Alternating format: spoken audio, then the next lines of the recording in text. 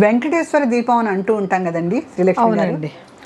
ఆ వెంకటేశ్వర స్వామి దీపమే ఇవాళ రోజున ఈ పద్మావతి దీపం అయిందనుకున్నాం. పద్మావతి దీపమైన కామాక్షి దీపమైన ఇల్లంతా వెలుగు నింపేదే. కామాక్షి దీపాన్ని ససంప్రదాయమైన పద్ధతిలో 3 ఒత్తులు వేసుకొని వెలిగించుకోండి, ఇల్లంతా వెలుగులు నింపుకోండి.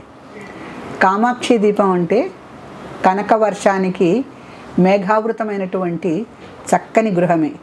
కామాక్షి దీపాన్ని వెలిగించి చరాచర జగన్నాథ చక్రరాజ నికేతన అనేటువంటి నామాన్ని లలితా సహస్రనామ పుస్తకంలో ఒకసారి పారాయణ చేయండి. చరాచర జగన్నాథ చక్రరాజ నికేతన అనేటువంటి నామము మీరు ఒకసారి పారాయణ చేసినప్పుడు దాంట్లో వెంకటేశ్వర మంత్రం ఉంది. కలియుగ దైవం వెంకటేశ్వర స్వామి మంత్రం ఉంది అంటే దానికన్నా అత్యద్భుతమైన మంత్రం ఇంకెక్కడా లేనట్టే. చరాచర జగన్నాథ చక్రరాజ నికేతన అనే నామాన్ని ఈ అక్షమాలతో 108 సార్లు శ్రద్ధగా పఠించండి. కామాక్షి దీపాన్ని వెలిగించడం మర్చిపోకండి. కామాక్షి దీపం అంటే అమ్మవారికి అపురూప ధనం. కామాక్షి దీపాన్ని వెలిగించండి, అపురూపమైన ధనాన్ని అమ్మవారి ద్వారా పొందండి.